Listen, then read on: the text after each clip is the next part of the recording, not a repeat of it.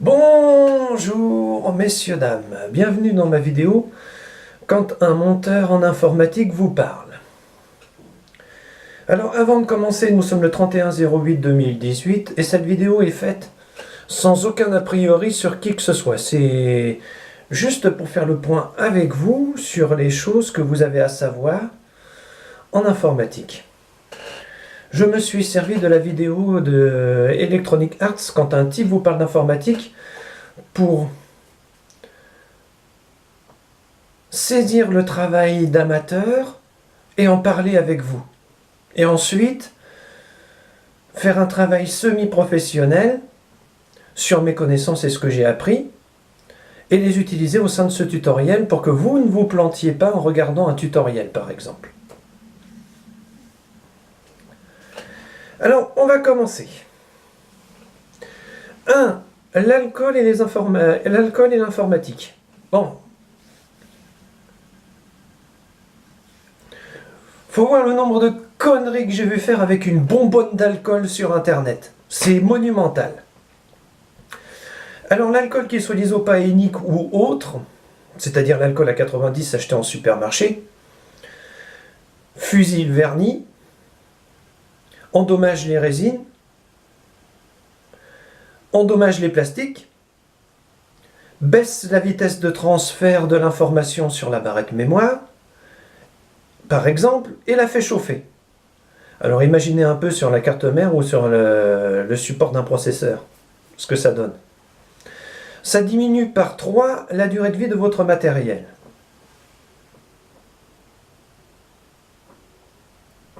J'y reviendrai dans les produits professionnels. 2. La consommation d'une machine. Alors non, contrairement à ce que j'ai pu voir et lire, une machine ne consomme pas que 20 watts.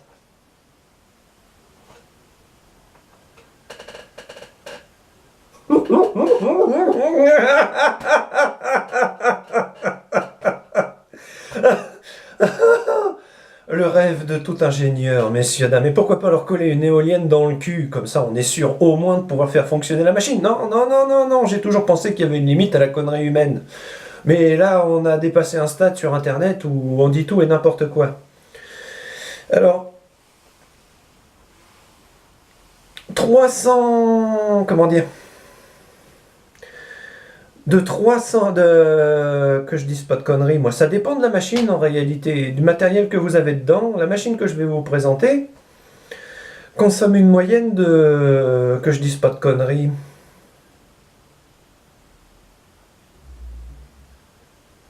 on va dire 300 watts en 1 heure. Enfin, c'est compliqué quoi, le wattage d'une machine. J'ai déjà fait des tutoriels, anciens tutoriels, qui parlaient de la consommation d'une machine. Si vous voulez, consultez-les. Bon. Maintenant, la toque et les lunettes. Ah, la toque, les lunettes, élégant.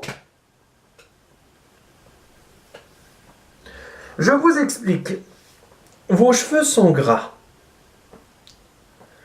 S'ils tombent dans un support de CPU, de processeur si vous préférez, et que vous intégrez votre processeur par-dessus sans voir que le cheveu est là, vous ne risquez pas un court-circuit. Par contre, vous risquez une baisse de l'information, c'est-à-dire que l'information ira beaucoup moins vite à cause du dysfonctionnement du haut-cheveu.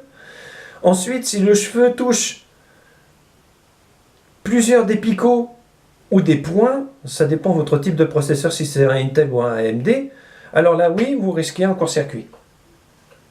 Ça serait bête de court-circuiter un processeur à cause d'un cheveu ou de diminuer la vitesse de cadence d'un processeur à cause d'un cheveu. Donc oui, il est nécessaire de faire attention à ses cheveux. Donc si vous pouvez, mettez une toque. Si vous pouvez, mettez une paire de lunettes de protection pour vos cils. Professionnel jusqu'au bout des ongles. La paire de gants maintenant. Eh bien, j'ai pu constater que certaines personnes se blessaient avec les vis qui peuvent être coupantes ou tout simplement avec les supports de processeur ou les risques d'accident sont multiples et variés sur un ordinateur et dans le montage.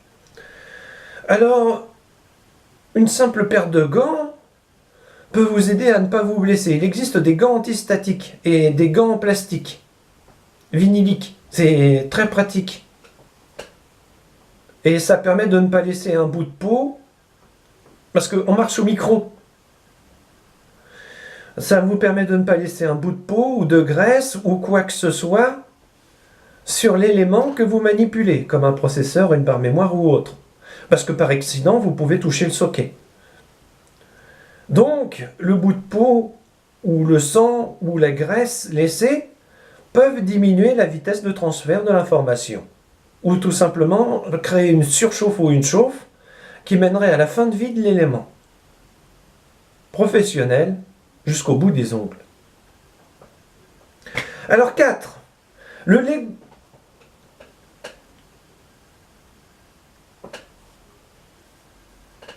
Alors, là, Monsieur Hart, pour quelqu'un qui bosse dans un data center et qui est incapable d'utiliser la partie métallique pour brancher un bracelet antistatique, qui est pourtant monté dessus, un Lego technique.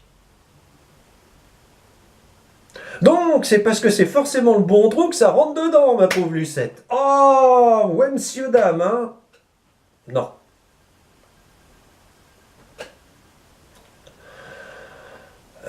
Je vous explique. Vous avez des logiciels. J'ai des taxis avec ça d'ailleurs. Hein, des logiciels. Comme DirectX, comme Windows, qui peuvent ne pas accepter l'élément que vous montez dedans. Vous avez le support en lui-même, qui n'est pas forcément adapté. Par exemple, si c'est un 16 gigaoctets, alors qu'il en fallait un 32 en support sur la carte mère. Vous comprenez? C'est pas un Lego technique. C'est beaucoup plus compliqué que ça. Et même les Lego techniques, ils sont compliqués en réalité, parce qu'il faut bien suivre la notice de montage. Chose que M. Hart ne sait pas faire. Pour en revenir au reste. Non, il faut que j'en parle. Je vois des ordinateurs me revenir dans les pattes, par exemple un Windows 95 avec une carte graphique moderne montée dedans parce que la personne pensait que le support ça collait, alors sa machine marcherait. J'étais là, non, je suis désolé monsieur, mais il faut tout changer à l'intérieur. Il a repris sa machine et il est parti. D'un air de dire, je vais me démerder tout seul. 3 jours plus tard,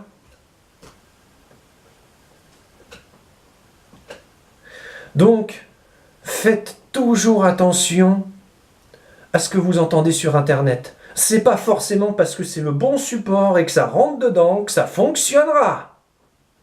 Professionnel jusqu'au bout des doigts. Donc, 5. Les produits professionnels.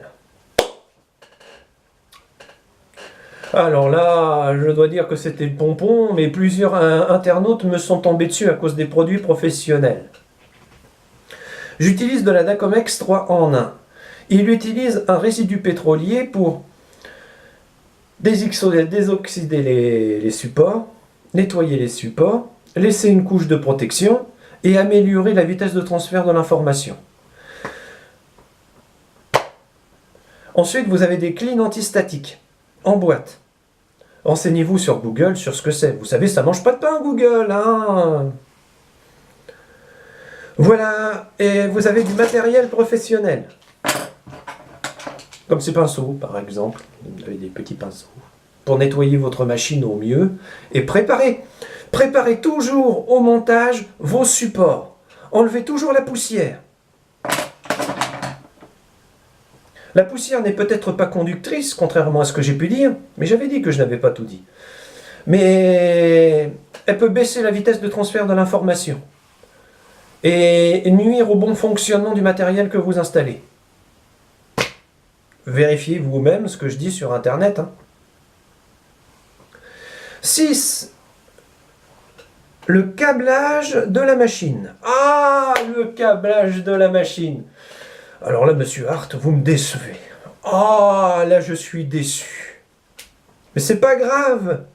Vu que vous avez jamais vu des ordinateurs vous retourner dans les pattes parce que la personne avait câblé ça n'importe comment. Ah oui, il faut bosser dans le domaine. Hein. Je vous explique. Combien d'ordinateurs j'ai vu me revenir dans les pattes parce que le clavier fonctionnait pas, la souris fonctionnait pas, la personne ne comprenait pas ce qui se passait. Bon, faites toujours un schéma de pré-montage. Par exemple, si vous n'avez jamais fait ça de votre vie, renseignez-vous sur comment vous allez câbler le machin. C'est tout. Il n'y a pas à chercher midi à 14h. Soyez professionnel jusqu'au bout des ongles. C'est comme le câblage d'une voiture. On va pas s'inventer, comment dire, mécanicien et aller câbler sa voiture soi-même en se disant tout va bien se passer ma poule. Non! Il y a des schémas de pré-câblage. Un bon mécanicien laissera une étiquette derrière lui pour l'autre avec marqué là où ça va. Tellement c'est compliqué. Un ordinateur, c'est pas un paquet de Lego, monsieur, dame. Faut arrêter de dire des âneries. Alors, maintenant, la contamination statique.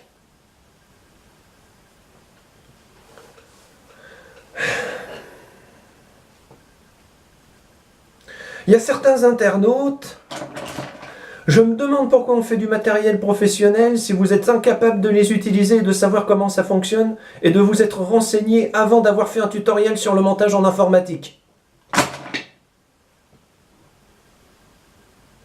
C'est dit. La contamination statique maintenant peut venir de plusieurs facteurs et phénomènes. Je conseille et je recommande d'utiliser un bracelet antistatique. Nous verrons à quoi ça ressemble dans la deuxième phase de cette vidéo. Ça vous permettra de vous décharger de votre électricité statique quoi qu'il vous arrive. Il faut savoir que le fait de toucher une partie métallique comme un bâti de porte ou un radiateur ou le boîtier métallique de votre ordinateur peut ne pas suffire. Vous pouvez vous recharger en électricité statique en 1 milliseconde. En réalité, contrairement à toutes les âneries qu'on a pu dire sur Internet. C'est pas le joyeux monde des bisounours, méfiez-vous avec ça. Pourquoi? Eh bien, l'élément que vous risquez de monter dans votre machine risque d'être contaminé. Bon, je vais en revenir. Je vais en revenir tout de suite dans la deuxième partie de ce charmant tutoriel, monsieur, dame.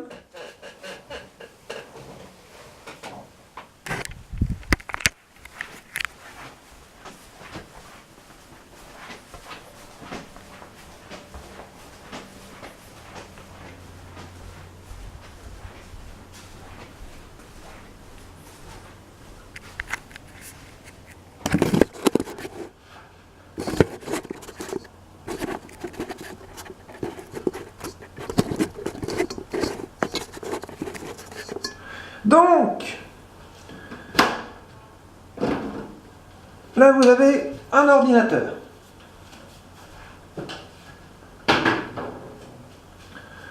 Là vous avez ce qu'on appelle un bracelet antistatique.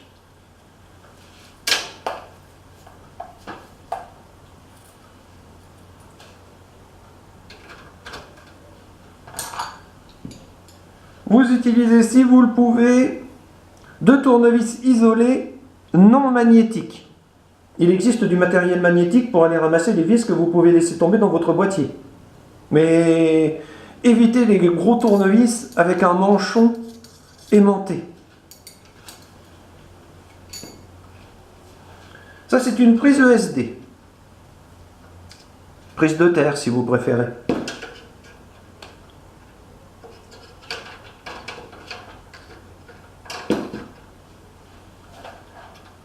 Alors, qu'est-ce qu'il faut savoir? Eh bien, vous avez un tapis de mise à la terre. Quand vous recevez un élément qui a été posté ou qui est neuf, normalement il est emballé dans un sachet antistatique qui vous a été expédié ou dans un carton ou dans une enveloppe. Il est nécessaire de le poser sur le tapis antistatique pendant quelques secondes pour le décharger de son électricité statique. Ensuite, vous pouvez le manipuler relié à la terre. Là où je vais en venir avec cette méthode. C'est une méthode à appliquer parce que, comment dire, quand on sort son truc du sachet antistatique et qu'on n'est pas relié à la terre et qu'on n'a pas fait ceci et qu'on n'a pas fait cela, on risque, je dis bien risque, de partiellement abîmer ou de griller l'élément qu'on manipule.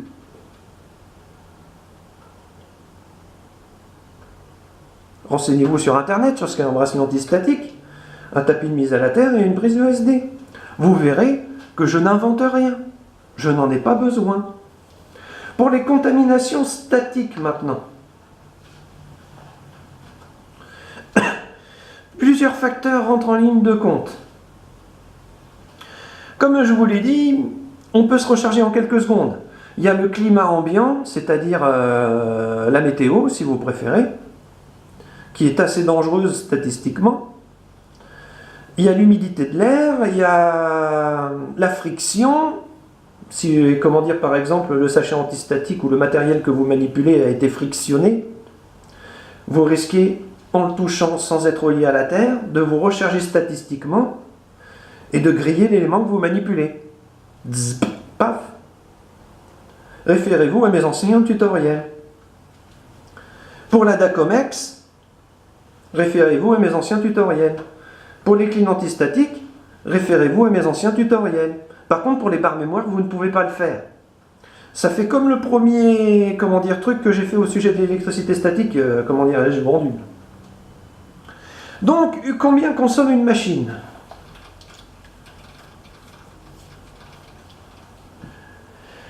Contrairement à ce que M. Hart a dit dans son tutoriel quand un type vous parle d'informatique, et ça je pense qu'il en était parfaitement conscient, un ordinateur ne consomme pas que 3 watts ou 20 watts. À pleine charge, mon ordinateur, celui-ci, consomme 10 watts par barre mémoire. Ça fait déjà 40 watts. Assez pour vous envoyer à l'hôpital ou pour vous brûler.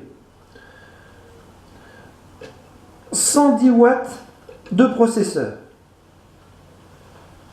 360 watts de carte graphique. Je sais, c'est une carte graphique assez lourde que j'ai modifiée en conséquence via son processeur à elle. Parce qu'elle a un processeur graphique. La carte mère, je n'en parle même pas. Les éléments branchés autour, comme le disque dur et autres, 10 à 20 watts chacun, 15 watts pour seul. Elle fournit une puissance nominale de 650 watts. Quand vous avez compris ça, vous avez tout compris. Bon, pourquoi je réponds pas? Parce que ce sont des connards de fournisseurs qui s'imaginent que ma mère de 61 ans va répondre et ils veulent l'escroquer, les salauds. Donc, une machine ne consomme pas que 20 ou 30 watts. Faut arrêter de dire des conneries et de délirer littéralement sur Internet. Si ce bloc d'alimentation déconne, il peut concentrer l'énergie. C'est-à-dire qu'il va garder l'énergie pendant un laps de temps sans se décharger. Si les fils sont dénudés, je risque de me prendre une châtaigne. Ça c'est clair. Ça m'est déjà arrivé plusieurs fois. Mais bon, comme Electronic Arts le disait dans son tutoriel, c'est bien fait pour lui. Si son bloc lui a envoyé une châtaigne, c'est que c'est bien fait pour lui. Ouais, je termine aux urgences et c'est bien fait pour moi, monsieur. Très intelligent, ça. Donc, si le bloc a une surtension, il risque de me renvoyer la châtaigne dans la patate une fois démonté. C'est compliqué. Donc, méfiez-vous toujours des blocs d'alimentation. Ne les démontez jamais. Bon. Ben, je crois que j'en ai fait le tour. Donc là, je n'ai parlé que d'une partie de mes connaissances, parce que je n'ai pas tout dit.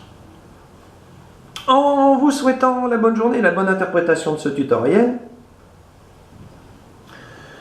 et ben voilà, quoi, c'était pour faire le tour avec vous sur comment fonctionne une machine. Bien sûr, vous n'êtes pas obligé, comme l'autre le prétend, d'utiliser un bracelet antistatique, un tapis de mise à la terre. C'est, c'est juste, dans mes tutoriels, je veux que vous en parlez pour que vous soyez en toute sécurité à monter votre matériel dans votre machine et qu'il fonctionne du premier coup à l'installation. Parce qu'il y a toujours un risque avec cette saloperie de staticité, tout simplement. Donc je ne comprends pas les tutoriels comme un type vous parle d'informatique qui ont dénoncé mon travail et ma façon de faire. Enfin, il faut dire que j'ai un peu dénoncé les leurs. de façon de faire. C'est pas professionnel, ça, monsieur, dame. J'en parle.